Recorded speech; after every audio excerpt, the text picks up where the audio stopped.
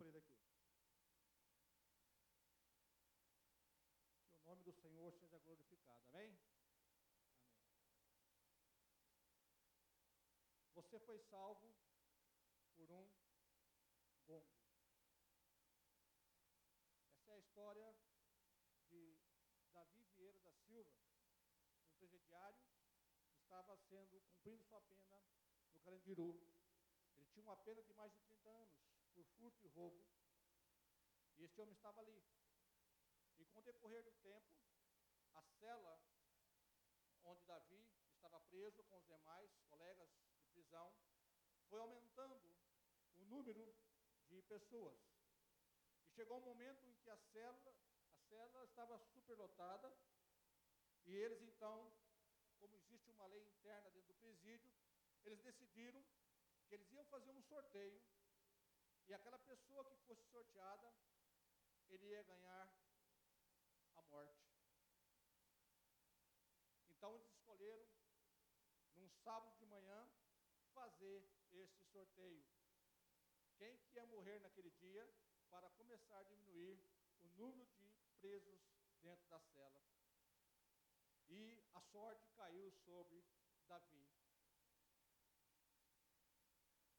E todos, durante o sábado de manhã, saíram da sua cela, foram tomar banho de sol, foram almoçar, e Davi ficou ali, pensando, chegou meu fim, hoje é meu dia, não tem onde escapar, porque dentro da prisão existe a lei, as regras, e não tem como você fugir, está preso. E ele então ficou ali curtindo os seus últimos momentos de vida, sozinho dentro de uma cela.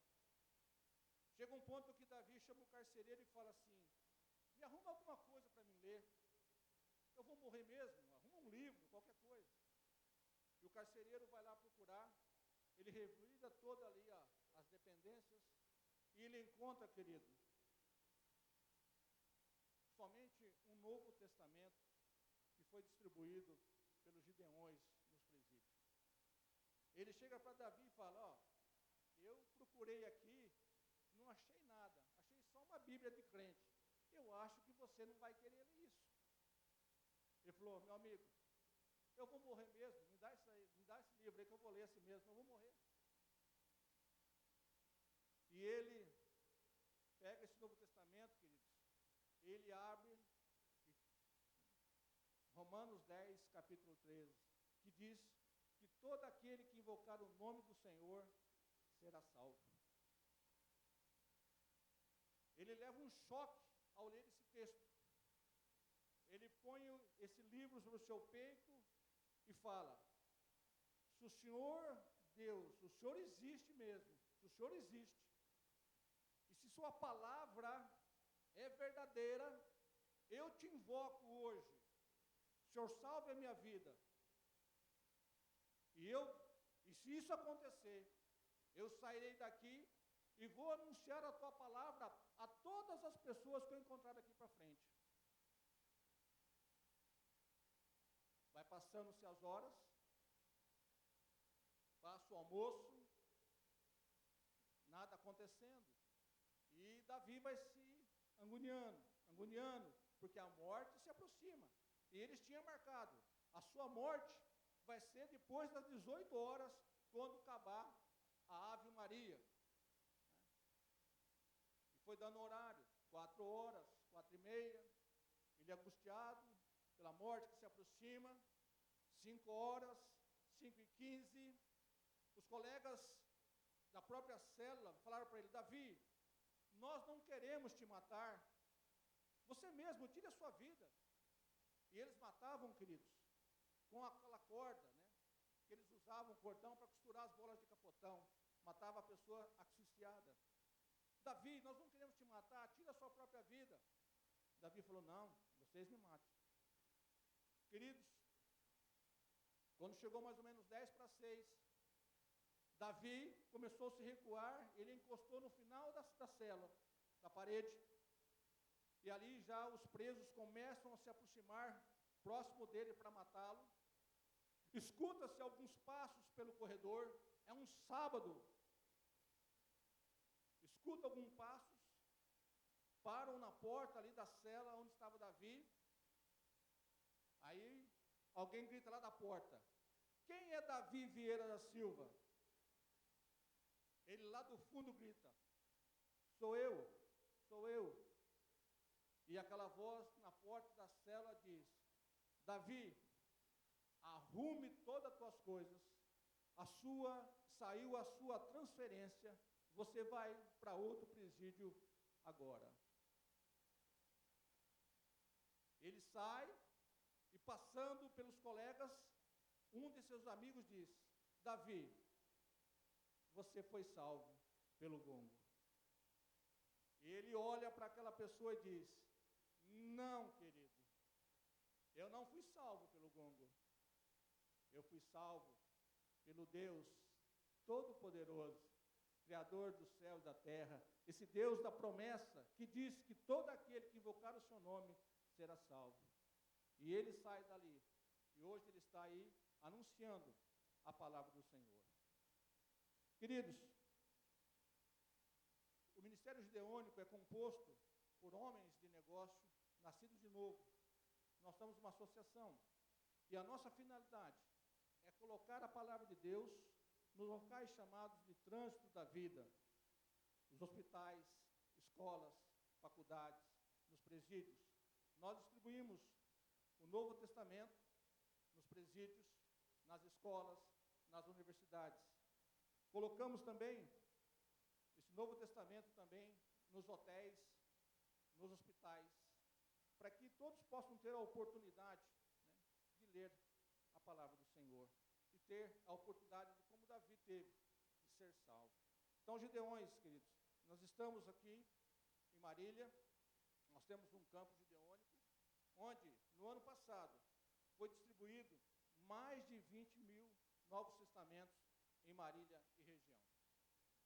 Queridos, nós temos esse ministério que está em mais de 200 países, por isso que é chamado de Gideões Internacionais, e nós temos então colocado aproximadamente mais de 2 milhões de Novos Testamentos pelo mundo todo, para que a palavra do Senhor, que nós cremos e nós confiamos plenamente, lá está em Isaías, né, 55, que fala 11, que a palavra do Senhor jamais volta vazia.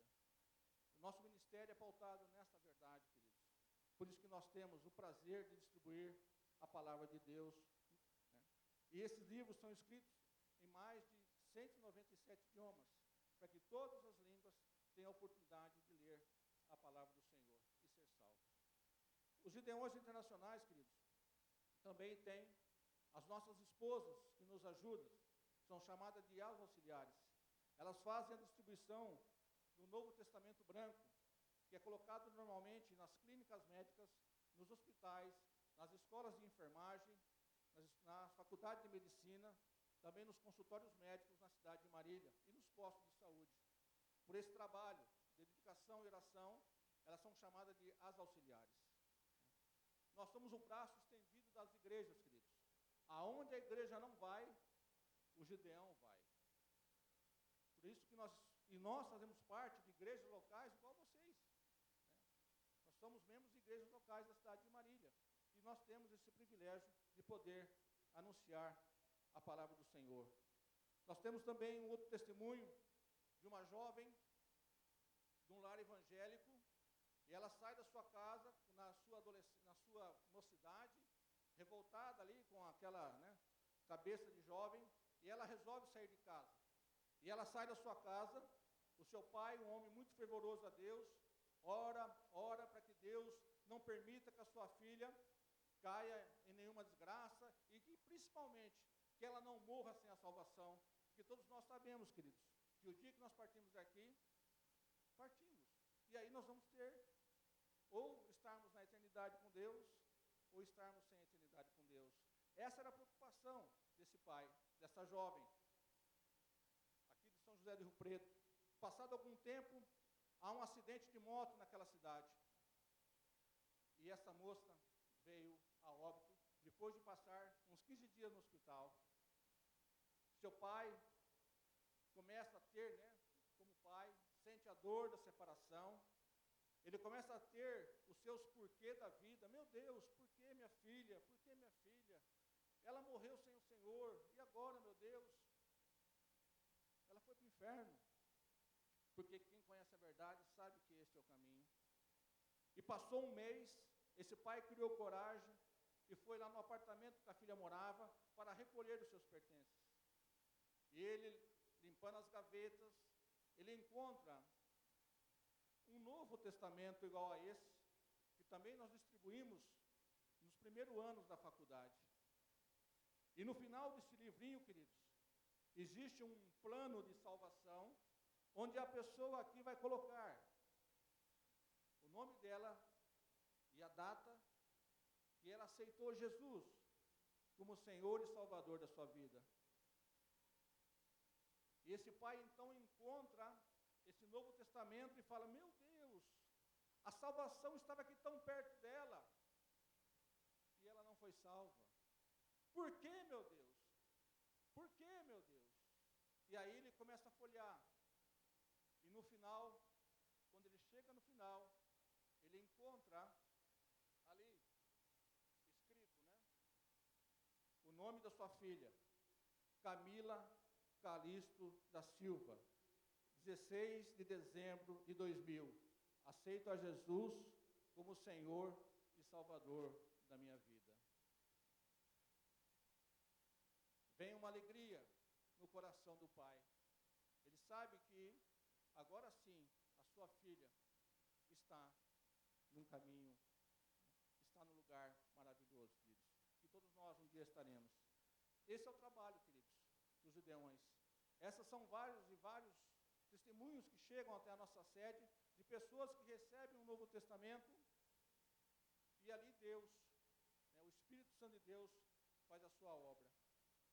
E aí, queridos, nós queremos nessa noite desafiar vocês, como povo de Deus, como igreja de Deus, a igreja visível aqui na terra, a nos ajudar. E nós temos 3 maneiras que você possa nos ajudar no nosso ministério. A primeira maneira, ou o primeiro desafio que nós lançamos a vocês como igreja, a oração, queridos. Que vocês orem por esse ministério. Nós precisamos das orações de vocês, porque ainda, queridos, aqui em Marília, há ainda as diretoras de escolas que não estão permitindo mais a entrada de gideões para distribuir a palavra de Deus para os alunos. Há locais que recusam. Então nós precisamos orar para que Deus abra essas portas. E nós sabemos que quando o povo de Deus clama, Deus age. Então a gente precisa da oração dos irmãos. Também orar por nós, né, para que nós tenhamos também sempre o ânimo e a vontade de fazer esse trabalho. A segunda maneira, o segundo desafio que eu deixo para vocês, queridos. Nosso campo de Marília está precisando de homens e mulheres do Senhor. Se você sentiu no desejo o coração, quiser fazer parte desse ministério, queridos, nos ajuntarmos a nós, será com muita alegria que nós nos receberemos. Se você tiver interesse em conhecer um pouco mais sobre os Gideões, nos procure depois do culto, né, e nós estaremos dando as informações para vocês, queridos. Mas nós estamos precisando, queridos, de pessoas, de casais de preferência, né, porque existe o trabalho do homem e da mulher. Então, gostaríamos muito que saíssem mais Gideões e auxiliares aqui da Igreja das Nações. E a terceira maneira que você pode nos ajudar, queridos, é financeiramente. Cada Novo Testamento deste custa em torno de R$ 2,50. E todo o dinheiro que nós arrecadamos só tem um objetivo: confeccionar novos testamentos. Então, cada R$ 2,50 arrecadado, nós encaminhamos para a fabricação de novos testamentos. Então, nós precisamos da ajuda financeira. E queremos também desejar, não sei se todos os irmãos aqui devem saber, mas a Igreja das Nações aqui é a igreja de Marília. Nós temos várias igrejas que nos ajudam financeiramente mensalmente. Mas esta igreja aqui é a igreja que mais oferta para o nosso ministério gideônico de Marília, é a igreja de vocês. Amém, queridos? Deus abençoe. Mas gostaríamos, né, que individualmente cada um de vocês pudesse nos ajudar. Nós temos um programa chamado Plante. plant, queridos, como funciona? Você tem um valor.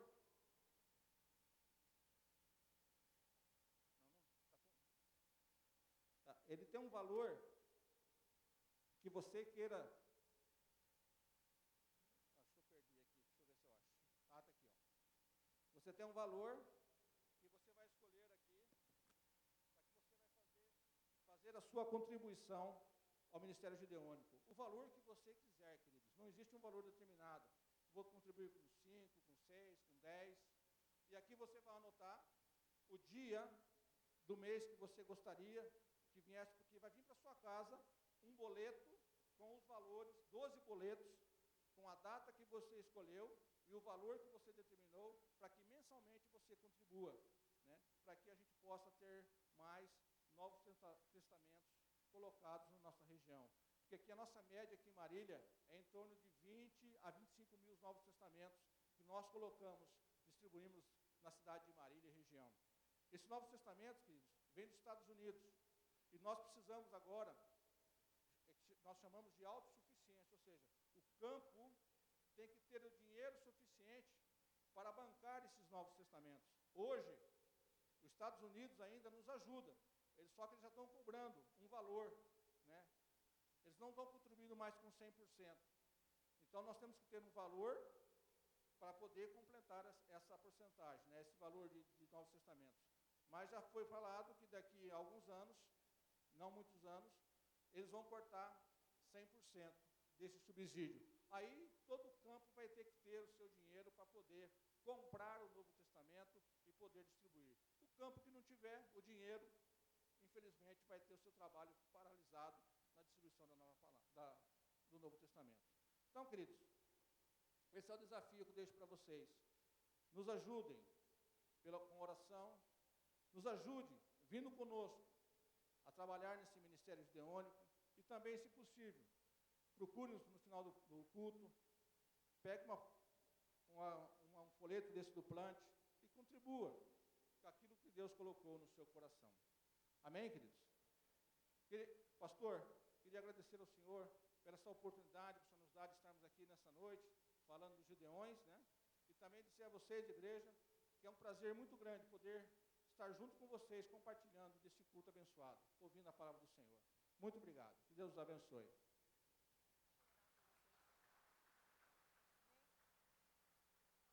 Vamos ficar em pé para a gente orar por esse ministério que tanto abençoa. Quem não lembra quando era criança, que recebeu na escola, ou que está internado no hospital e tem lá no hospital, é uma bênção, né? Vamos orar para Deus prosperar mesmo e continua sendo fiel no seu dízimo, porque todo ano no conselho, os presbíteros e os pastores sabem, todo ano a gente se dispõe a renovar a oferta que nós damos, porque nós entendemos que como igreja também somos abençoados, porque fazemos parte.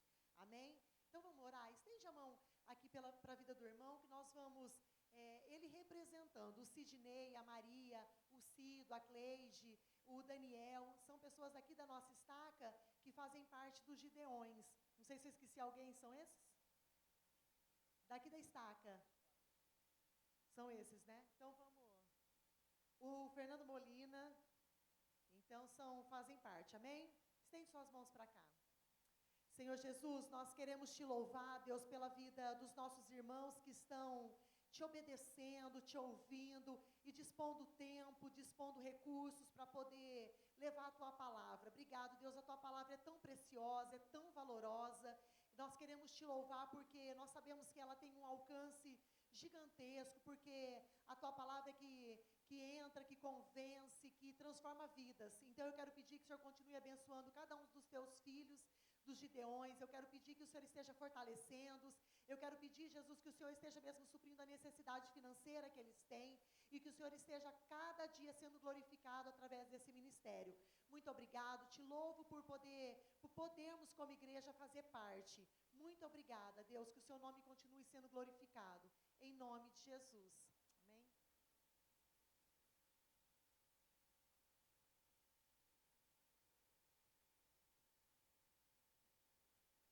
Podem sentar, por favor. Pessoal, os adolescentes, então a Asa Team pode descer, tá? Quantos anos é mesmo? Quantos anos? até 15, né?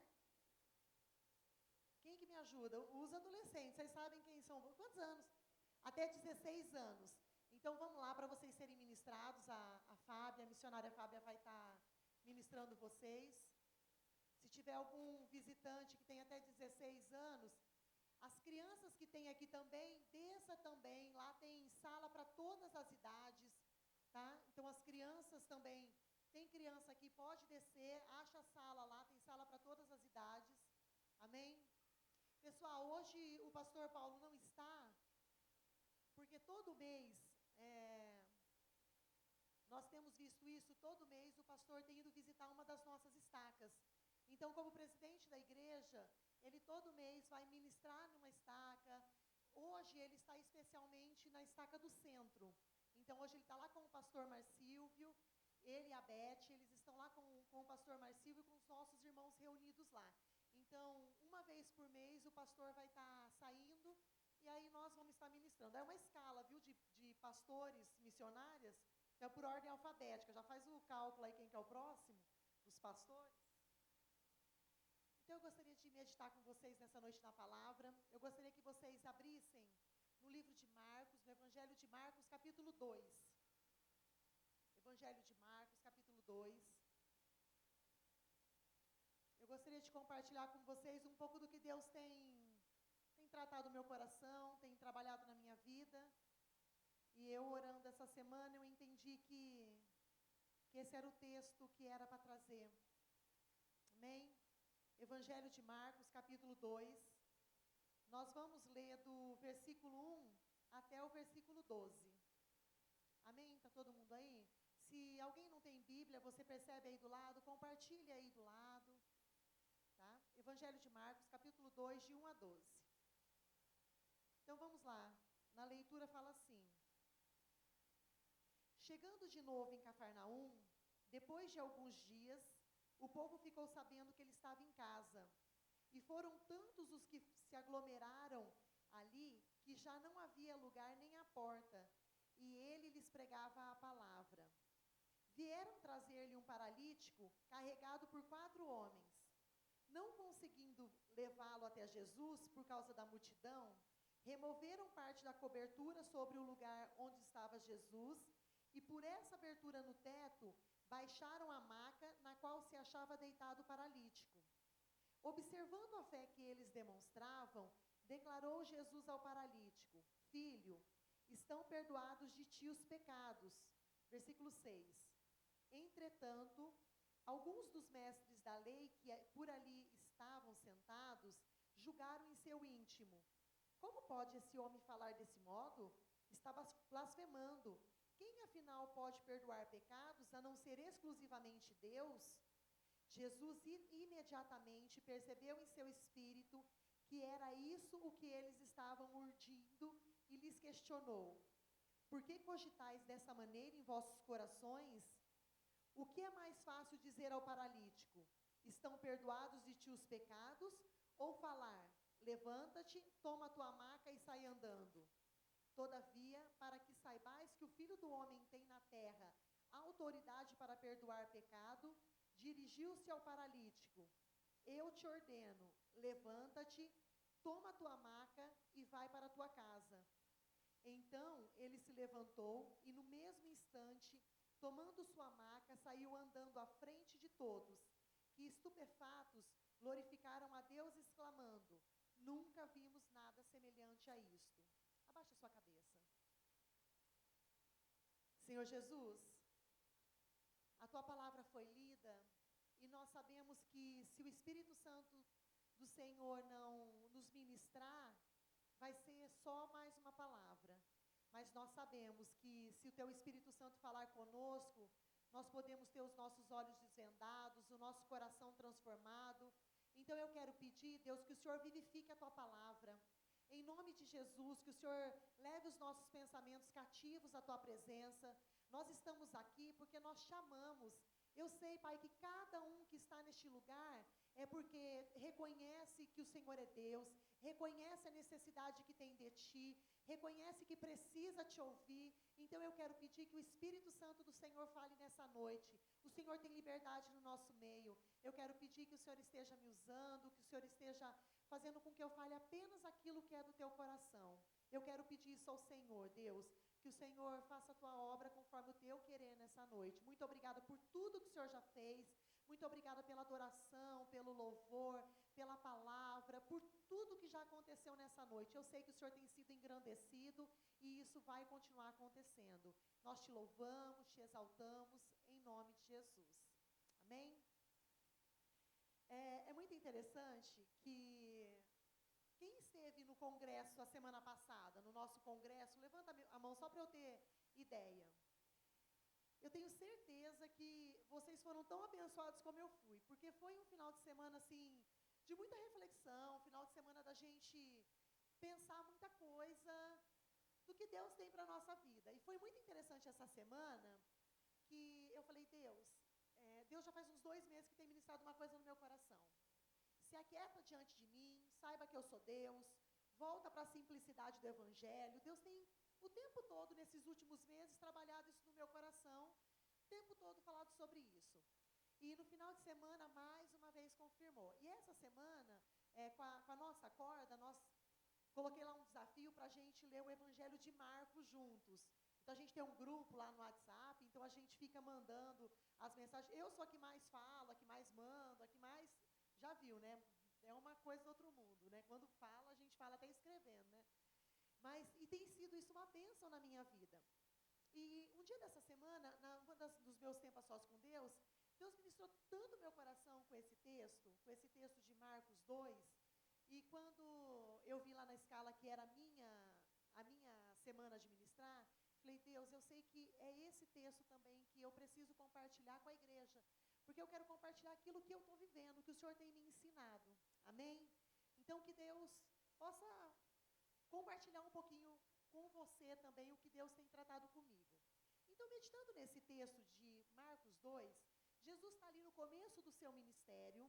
Então, ele tinha acabado de passar pelos 40 dias de deserto, na tentação, ele tinha sido batizado, e ele estava chamando já os seus discípulos, os apóstolos, e ele estava pregando.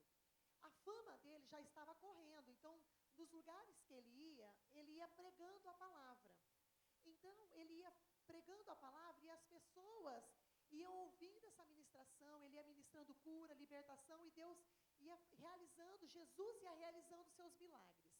Então, para começar, eu quero que a gente preste um pouco de atenção o que esse texto, essa perícope, esse texto dessa cura, desse milagre de um paralítico, o que ele tem para nos ensinar, primeiramente, sobre Jesus. Então, vamos prestar um pouquinho de atenção nas ações de Jesus nesse texto. Então, lá no comecinho, fala aqui no versículo 2, que Jesus estava pregando. A primeira coisa que eu penso quando Jesus estava pregando, ele estava falando, trazendo para aquelas pessoas, que era uma multidão, esperança. Porque a palavra de Deus pregada, quando Jesus estava ali anunciando o reino de Deus, ele estava fazendo as curas, os milagres, ele estava fazendo uma coisa, ele estava trazendo esperança, que é o que acontece quando a gente ouve, quando a gente lê. A palavra de Deus nos traz esperança. Então Jesus, ele começa nos ensinando isso, que aquela multidão estava em volta dele, porque precisava de suprir aquela necessidade que todos nós temos como ser humano. A gente pode ver uma coisa, olha, todo ser humano, começa por nós, e todos que conhecemos, nossa família, os nossos amigos, todos têm uma necessidade que só Deus pode suprir. E Jesus, ele vem nessa direção. Os milagres que ele fazia e todas as bênçãos que ele dava era consequência, mas ele estava ali pregando essa palavra de esperança. Então a gente começa a aprender de Jesus um pouco sobre isso, que Jesus, ele tem essa esperança para mim e para você.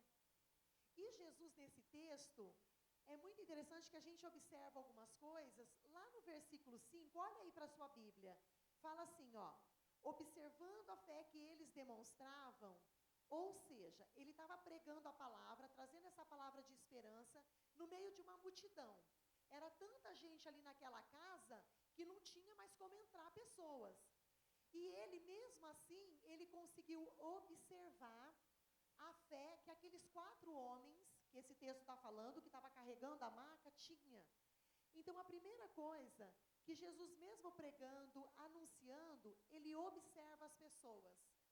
Então, esse é um ensino assim de Jesus que eu gostaria de pensar um pouquinho com você. Quando nós estamos no nosso dia a dia, nós estamos levando a palavra de Deus e nós estamos trazendo aquelas bênçãos que Deus está fazendo, como Jesus, nós também precisamos observar as pessoas. Porque Jesus, ele está me observando e te observando. Ele está atento ao ser humano. Esse é a maior preocupação de Jesus. Ele está atento a mim e a você. Mesmo que tenha uma multidão, Jesus, ele nos conhece. Jesus, ele sabe. Isso é muito interessante. Pode ser que aqueles homens, tem vezes, eu não sei se você já passou por essa experiência, que a tua corda está tão cheia de gente, você está lá na quarta-feira, na sexta-feira a corda está tão cheia de gente naquela quarta-feira, naquela sexta-feira, que depois que você vai fazer o relatório, às vezes você nem consegue lembrar, você fala, gente, quem mais estava aqui? Tinha mais gente do que isso. A gente é tão limitado como ser humano, e esse tanto de gente, tem lá 30 pessoas, a gente tem essa limitação, mas Jesus não. Ele mostra nesse texto que ele observava cada uma das pessoas, e ele observou aquelas pessoas que estavam ali com fé, aqueles 4 homens que estavam ali levando aquela pessoa, aquele paralítico. Então, esse é o primeiro princípio que eu gostaria de deixar, que você pensasse um pouquinho, que Deus, ele observa você, independente da multidão. Tem momentos na vida da gente que parece que Deus não está conseguindo nos enxergar, né?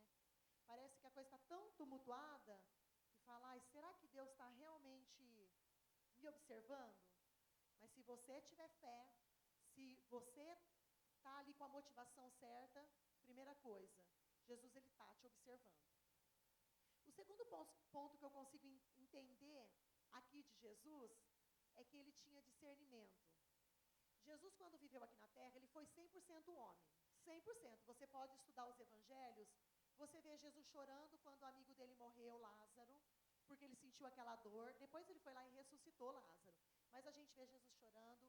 Jesus, quando ele chegou no templo e ele viu aquele comércio que estava no templo, ele já chegou, sabe, destruindo aquilo, falou, eu não aceito isso. Então Jesus falou, não, eu não aceito isso. Então a gente vê toda essa humanidade de Jesus.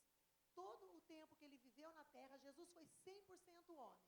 Aí a gente pergunta, como que Jesus conheceu, lá no versículo 8, fala que Jesus imediatamente percebeu em seu espírito que era isso que eles estavam urdindo. Ou seja, a gente já não está mais falando, Jesus já parou de observar aqueles que tinham fé, e ele discerniu que aquele outro grupo, que já eu vou falar deles, aquele outro grupo que era o grupo dos religiosos, dos mestres da lei, estavam questionando no seu coração, não estavam acreditando no que Jesus estava falando. Isso Jesus teve discernimento. E como que isso acontece? Pode acontecer comigo e com você, com a intimidade que nós temos com o Pai. Jesus era 100% homem, mas ele tinha completa intimidade com o Pai. Ele saía para orar, lembra? E os discípulos dormiam, mas ele estava lá, falando com o Pai. O tempo todo ele estava ligado. Por isso ele tinha discernimento. E você pode perceber isso na sua vida. Quando você está num momento que você tem buscado a Deus, que você tem se colocado na presença dEle, Deus te dá discernimento. Você está conversando com uma pessoa e Deus te dá discernimento do que está acontecendo, de qual é a oração que você vai fazer, do que está... Deus, ele dá esse discernimento, que é algo que humanamente a gente não sabe falar. Mas a gente sabe discernir pelo Espírito. E por que Jesus teve esse discernimento? Ele conseguiu observar os que tinham fé e conseguiu discernir aqueles que estavam ali questionando, pela intimidade que ele tinha com o Pai. Então, isso é muito importante. Então, Jesus, e da mesma forma, ele olha para o meu coração e para o seu coração. E ele sabe discernir os nossos questionamentos. Quando a gente já está tão acostumado, muitas vezes está tão acostumado com a religiosidade, que as coisas começam a acontecer, começa aquele monte de questionamento. Ai, não acredito, isso de novo? Ah, é aquilo de novo? E é o grupo aquilo lá de novo, né? Então, dos questionamentos. Então, a gente pode ver que Jesus, ele discerne. Então, ao mesmo tempo que ele observa o ser humano, ele também discerne. Então, ele conhece a gente profundamente. Jesus me conhece e te conhece profundamente. Nós conhecemos uns aos outros, alguns mais intimamente, outros de forma mais superficial, a maioria de forma mais superficial, mas Jesus não. Jesus, ele me conhece, te conhece intimamente. Ele sabe o que passa no nosso coração. E o terceiro ponto que eu gostaria de destacar, ainda pensando em Jesus, é que Jesus, quando ele vê no nosso coração fé, ele vê sinceridade no nosso coração, ele responde aquilo que nós fomos buscar. Aqui tinha 4 amigos, devia ser amigo, né? Porque para carregar a maca e fazer tudo o que fizeram, tinha que ser um amigo, né?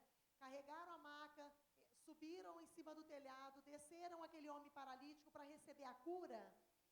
Quando ele viu aquelas pessoas e viu que no coração daquelas pessoas tinham fé, o que Jesus fez? Deu o milagre que eles precisavam. Jesus respondeu à oração deles. Então, eu gostaria que a gente tivesse isso bem claro na nossa mente. Agora eu quero falar com vocês sobre 2 grupos, para a gente entender em qual a gente se encaixa.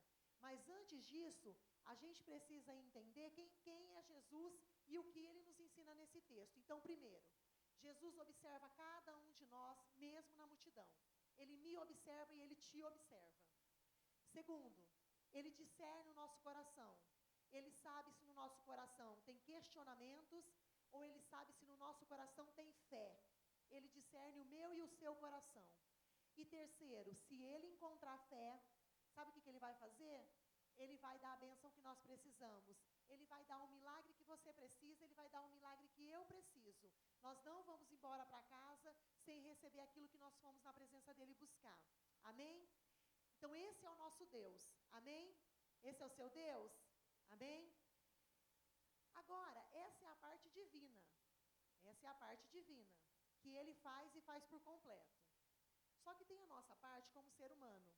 Porque aqui tinha uma multidão, e nessa multidão tinha 2 grupos. Tinha 2 grupos. Um grupo é o grupo dos amigos que carregaram o paralítico. Então, o que eles fizeram?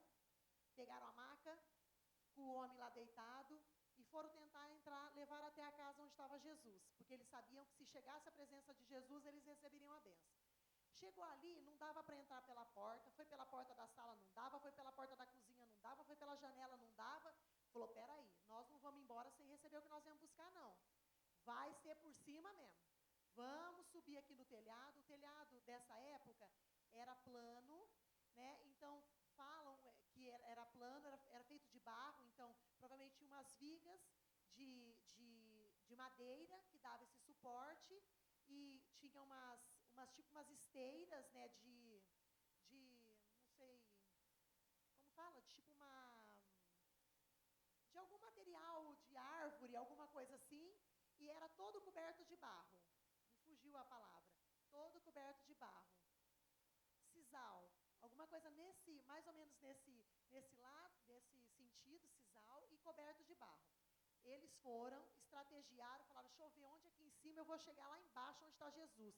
Já que não vai aqui pela frente nem para o lado, vai por cima mesmo.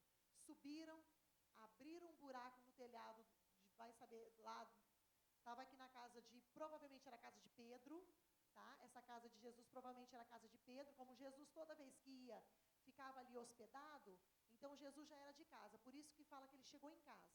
Abriu o buraco e pelo buraco desceu a maca. Então tinha esse grupo. E tinha o outro grupo, o grupo dos religiosos. Os religiosos eram os mestres da lei, que eles sempre estavam por ali, e eles estavam ali sentados, e foram os que estavam questionando. Então esses são esses 2 grupos. E eu quero que você agora, eu vou falar sobre esses 2 grupos, e eu quero que você agora, o tempo todo que eu falar, eu quero que você preste atenção na sua vida. Tá? Eu acho que hoje é um dia da gente se questionar. E eu gostaria que você prestasse atenção na sua vida e você visse em que grupo você se encaixa. Eu quero que você responda, que grupo que eu me encaixo? É uma escolha. Então, eu quero que você preste atenção. Nesse primeiro grupo, que é o grupo dos amigos, é o grupo que escolheu que a fé e a prática andam juntos. Eles andam juntas, a fé e a prática.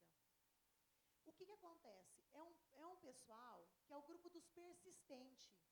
Eles não medem esforços. Gente, presta sua atenção.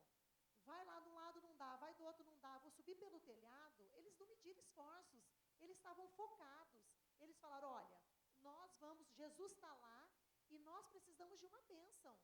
E nós vamos buscar essa bênção. E são aqueles persistentes, aqueles que não desistem, a coisa está difícil, aqui não dá, não tem problema, nós não vamos voltar para casa, nós vamos insistir. Então, é o grupo dos persistentes, que não medem esforços. E Deus, Ele faz tudo pela graça, tudo que Deus nos dá é por bondade dEle. Mas, muitas vezes, nós precisamos caminhar. Quantas vezes a gente perde a bênção porque a gente para na porta? Ah, chegou, viu que está, não. E já viu a primeira dificuldade? Ah, quer saber, tem muita gente, vamos para casa. Perdeu a bênção. Perdeu a bênção. Então, a primeira característica desse grupo é a persistência. Então, a primeira coisa que eu gostaria que você se perguntasse aí. Você tem sido do grupo dos persistentes? Você tem pagado o mesmo preço? Paga o preço? Fala, não vou desistir não vou medir esforços. Essa é a primeira característica desse grupo.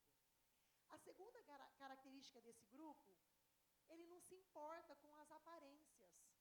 São pessoas que estão ali para buscar Deus. Eles foram ali com foco. Eles foram lá para buscar Jesus. Era Jesus que eles queriam chegar. Eles não se preocuparam se, ai que vergonha, a gente vai dar esse bafão, a gente vai subir lá em cima. Ai que negócio estranho, a gente vai chamar mais alto, a gente vai fazer isso, a gente vai fazer aquilo. Eles não se importaram. Eles não se importaram, eles estavam focados. Eles sabiam o que eles queriam. Eles não se importaram com a aparência. Eles estavam ali para buscar Jesus. Lembra o seguinte, Jesus é aquele que vê no interior. Ele não vê o nosso externo. Ele não vê se como a gente está fazendo a religiosidade. Ele vê o nosso coração.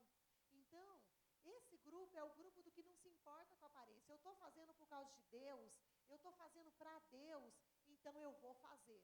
Não tem problema. Porque já imaginou quanta gente deve ter falado, desce daí, não acredito que vocês vão fazer isso, eu não acredito que vocês vão estragar o telhado. Você já imaginou o rebuliço que foi? Porque não deve ter sido uma coisa normal, né? Não era todo dia que eu acho que alguém subia em cima da casa, abria um buraco para colocar um paralítico, né? Eu imagino que não era. Mas eles não se importaram. Eles não se importaram com a opinião dos outros, eles sabiam o que eles queriam e ficaram focados nisso. E a terceira característica desse grupo, sabe qual que é? Eles entenderam que ajudar as pessoas, quando a gente ajuda as pessoas, nós somos abençoados. Aquela música, eu sou terrível de música, eu não gravo nem a letra inteira. Eu sou uma vergonha quanto à música, assim, eu não consigo decorar. Você falar para mim, canta uma música, velha, inteira, eu não consigo decorar.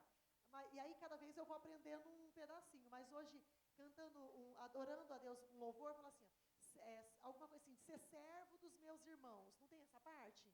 Servos dos meus irmãos? Esse grupo é o grupo que entendeu que quando a gente ajuda as pessoas, nós somos abençoados.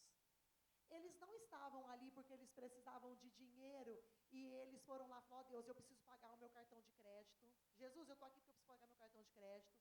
Eles não estavam ali porque eles precisavam, Jesus, eu preciso que o Senhor transforme a minha esposa, que o Senhor transforme o meu marido.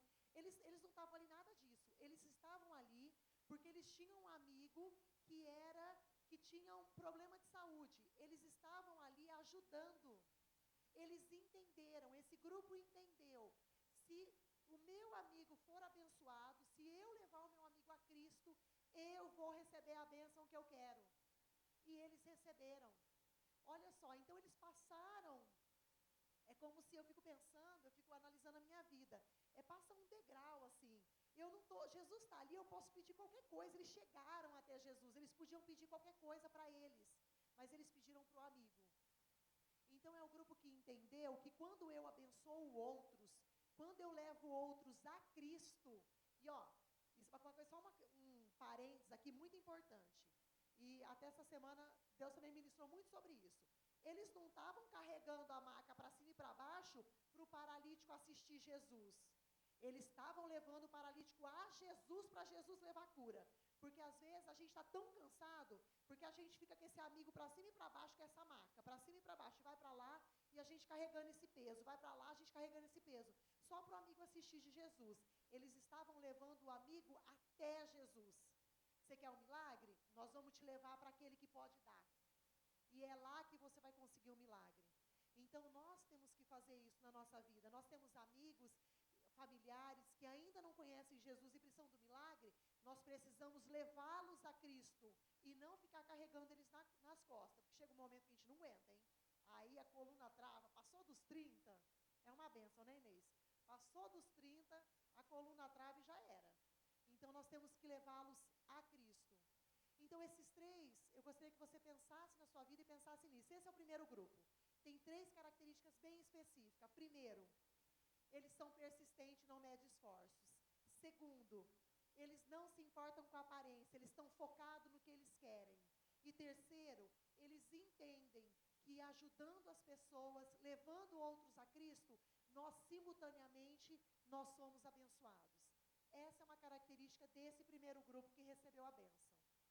Em contrapartida, nós temos o segundo grupo. Esse é o segundo grupo que fala lá no versículo 6, olha aí para a palavra. Entretanto, alguns dos mestres da lei, que por ali estavam sentados, julgaram em seu íntimo. Como que eles estavam, os mestres da lei, o que eles estavam? Por ali eles estavam o quê? Estavam o quê? Sentados. Eu gosto demais dessa tradução, porque ele fala bem claro. Por ali estavam sentados. O segundo grupo, e aí eu quero que você, lembra disso, olhe para a sua vida, não olha para o do irmão não, vamos olhar para a nossa. O segundo grupo, a primeira característica, é que eles estão sempre observando, eles estão sempre sentados, e eles nunca se dispõem a ajudar ninguém. Nunca. Eles estão sempre sentadinhos, estão sempre, sempre. Sempre fazem parte da multidão. Ah, tem lá um culto de domingo, agora vai ter 2 celebrações. Domingo às 9 da manhã, domingo às 19 horas. Está lá, está às 9 da manhã, está às 19 horas. Olha, a gente quando for escalado vai ter que estar aqui de manhã e à noite. Não tem problema, viu gente? Pode vir de manhã e à noite. Mas é o grupo que está sempre sentado, está em tudo. Está em tudo. Só que nunca se dispõe a ajudar em nada. Em nada. Não pode contar, só faz número. Essa é a primeira característica desse grupo, só faz número. A segunda característica são religiosos, não creem no poder de Deus. Esse grupo, eles questionaram, quando Jesus falou para o paralítico, olha, estão perdoados os teus pecados. Eles falaram, não acredito. Como assim?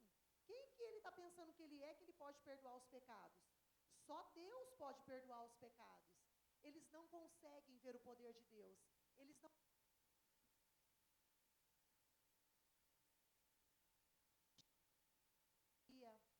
É tanta sabedoria, é tanta sabedoria, é tanto discurso. Você pode falar, tudo da Bíblia. E aquele, olha, Deus falou comigo sobre aquele texto. Esse texto? Eu sei esse texto. Aquele outro. É tanta sabedoria humana que não consegue ver o poder.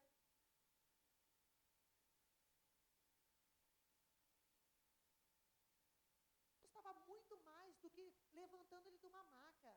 Jesus estava dando para ele salvação, Jesus estava dando para ele uma cura emocional. Naquele tempo, e os religiosos ainda de hoje, muitas vezes associam enfermidade com pecado. E naquele tempo, esses religiosos associavam mais ainda, enfermidade com pecado. Jesus estava falando, peraí, eu estou perdoando os seus pecados.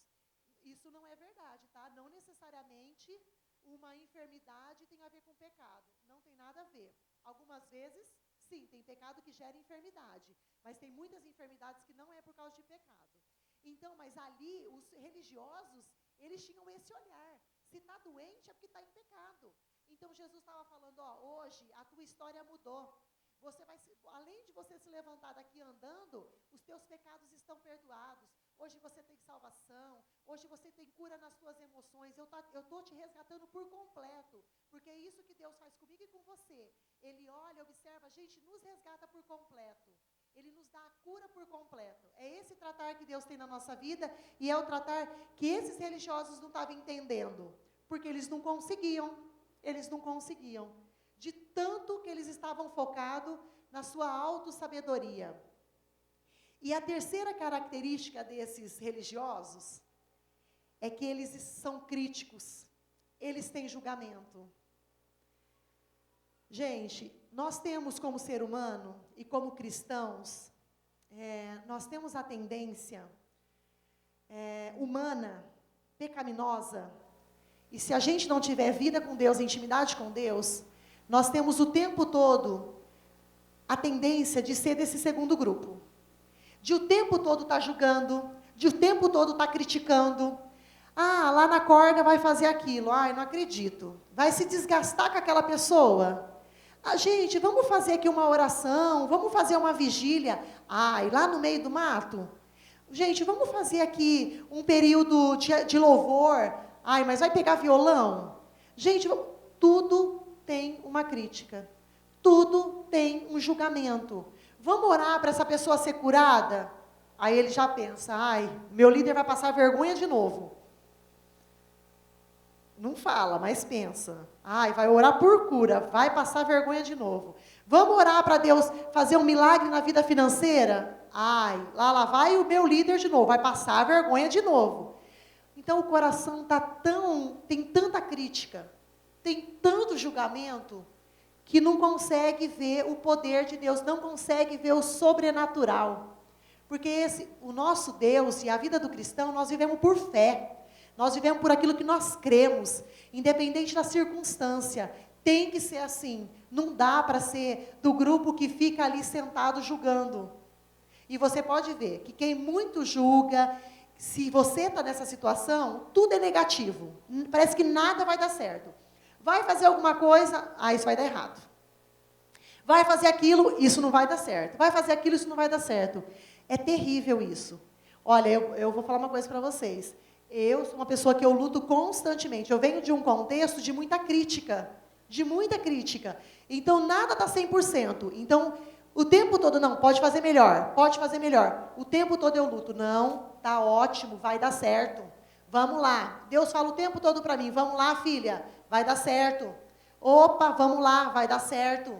Vai dar certo. Então, essas são as 3 características desse segundo grupo. Primeiro, observam, sentados, e não faz nada para ajudar ninguém. Nunca está disposto. São religiosos e eles não estão dispostos a mudar. E o terceiro, coração cheio de crítica, cheio de julgamento, não crê no sobrenatural de Deus. Então tem esses 2 grupos. Primeiro, tem Jesus, que é o Deus que pode estar disposto a realizar os milagres e está vendo nosso coração. E aí tem os 2 grupos. E eu estou partindo para o final. Falei que eu ia falar 30 minutos, acho que eu já passei mais disso. Não consegue, né? Eu estou partindo para o final. E para você, de forma bem simples, entender no seu coração qual dos 2 grupos você pertence, presta atenção nessas 2 frases.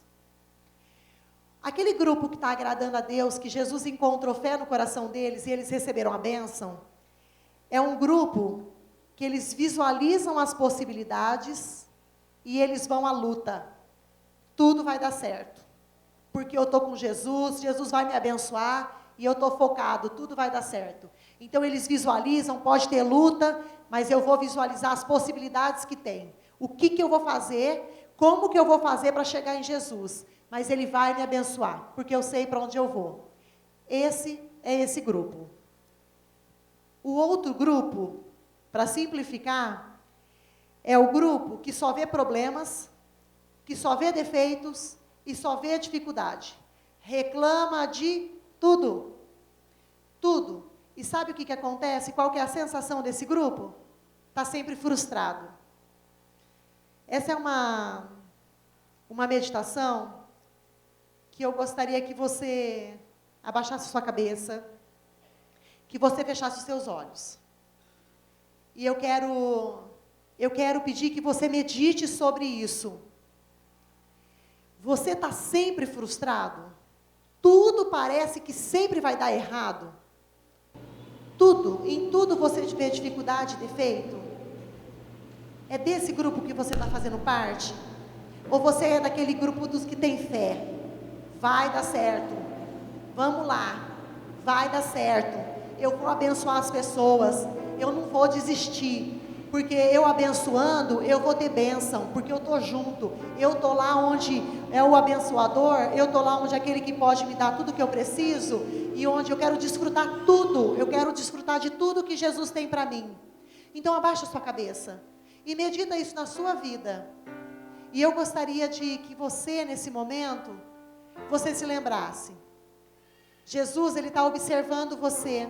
Ele está vendo o teu coração. E Ele está falando para você nessa noite. A cura que você precisa, a bênção que você precisa, eu posso dar. Eu vou te dar. Só que você tem que ser do grupo daqueles que são os que creem. Daqueles que são os que caminham pela fé. Você tem que ser desse grupo. Então nós precisamos ver em qual nós nos encaixamos. Primeiro, com a cabeça baixa, eu não quero que... Ninguém precisa levantar a mão, ninguém precisa ficar em pé. Eu quero que você responda para você mesmo. Em que grupo você se encaixa? Se você hoje se encaixa nesse grupo dos frustrados, se encaixa nos grupos dos decepcionados, que está cansado, parece que tudo vai dar errado, fala com Deus aí no seu coração agora. Fala com Deus, fala: Deus, eu não aceito mais isso para a minha vida. Fala aí com Deus, fala: Deus, eu não quero mais isso para a minha vida. Eu não quero, eu sei que em Ti tudo pode dar certo, em Ti tudo vai dar certo. Deus, eu não quero mais essa frustração. Fala isso para Deus. Deus está olhando o teu coração. Ele discerne o nosso coração. Olha, você tem os problemas que você tem. Se você olha para tudo que você tem, as suas dificuldades, fala: Deus, eu quero mudar. Eu quero amanhã acordar e entender que meu casamento vai dar certo, que as minhas finanças vão dar certo, que eu vou desfrutar de tudo aquilo que o Senhor tem para mim. Que a minha corda vai dar certo, que as pessoas serão abençoadas na minha casa, que as pessoas que me seguem vão te conhecer. Fala isso para Deus, que você quer ser desse grupo. Vem para esse grupo, em nome de Jesus. Amém?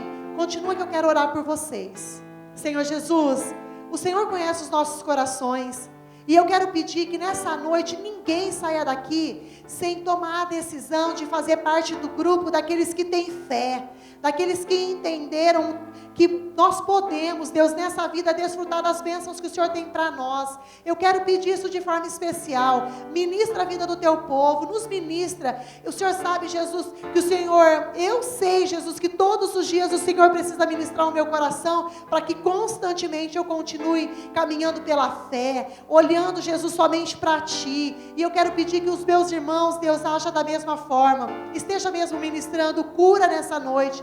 Eu quero pedir isso de forma especial, para que todos saiamos daqui, Deus, encaixados no grupo, Deus, que é o grupo daqueles que agradam o Teu coração, o grupo daqueles que caminham. Nós não aceitamos mais ser o grupo daqueles que só observam, que só estão sentados. Nós não aceitamos mais isso para a nossa vida. Nós queremos desfrutar do que o Senhor tem para nós, em nome de Jesus, amém? E eu gostaria agora de fazer uma oração de forma especial. Se você ou já era desse grupo, que são os de fé, aqueles que caminham pela fé, ou se você estava no outro grupo e agora você tomou no seu coração que você já se encaixou nesse grupo dos que caminham pela fé, e você precisa de algum milagre de Deus. Eu não sei que milagre você precisa. Esses 4 homens aqui, eles precisavam que o amigo deles fosse curado. E eles foram até Jesus.